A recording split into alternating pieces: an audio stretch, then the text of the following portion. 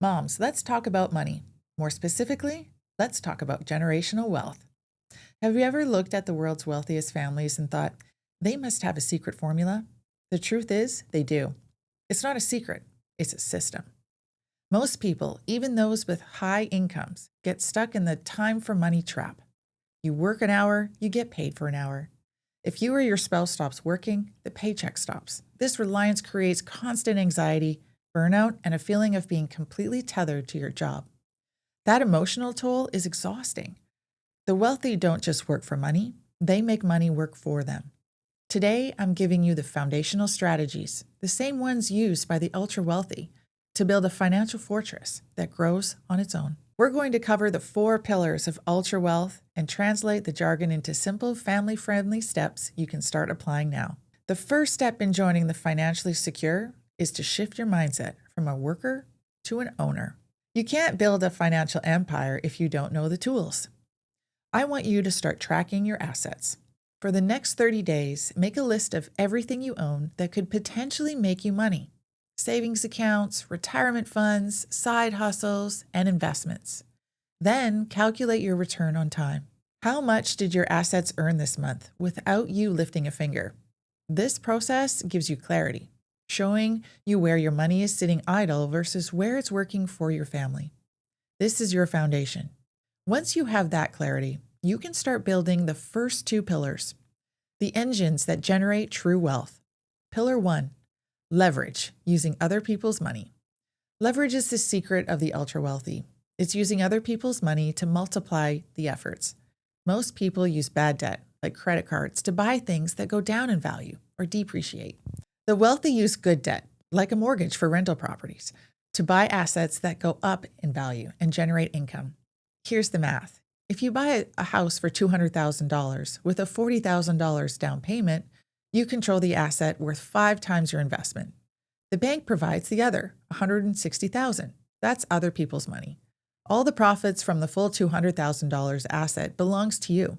Instead of mindlessly saving for a down payment for 10 years, the wealthy leverage the bank's money to start growing their assets today. You're no longer a passenger. You're the one in the driver's seat.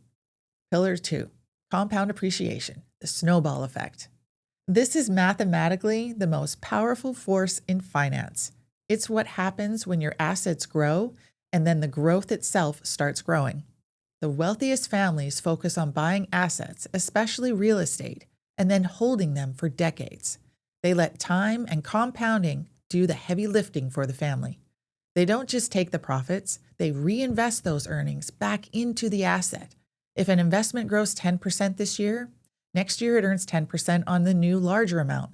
The longer the snowball rolls, the faster and bigger it gets. Your goal as a mom supporting your family financially is to feed the snowball, secure faster and more powerful growth that will outlive you.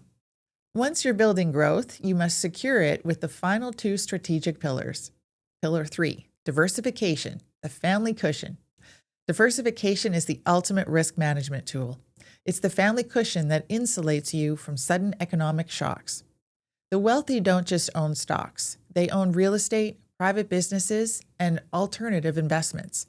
If the housing market dips, they still have income from their other sources. This is called income diversification. They also use tax diversification. They place assets in different types of accounts: taxable, tax-deferred, and tax-free. This gives them the power to choose which tax bucket to pull from later on, allowing them to legally minimize their tax bill every single year. You are creating a fortress where every wall is protected. Pillar 4, tax strategy, protecting what you build.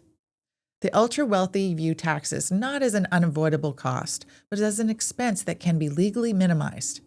The master plan is called the buy, borrow, die strategy. They buy appreciating assets like paid-off real estate. They borrow money against the appreciation of those assets to fund their lifestyle.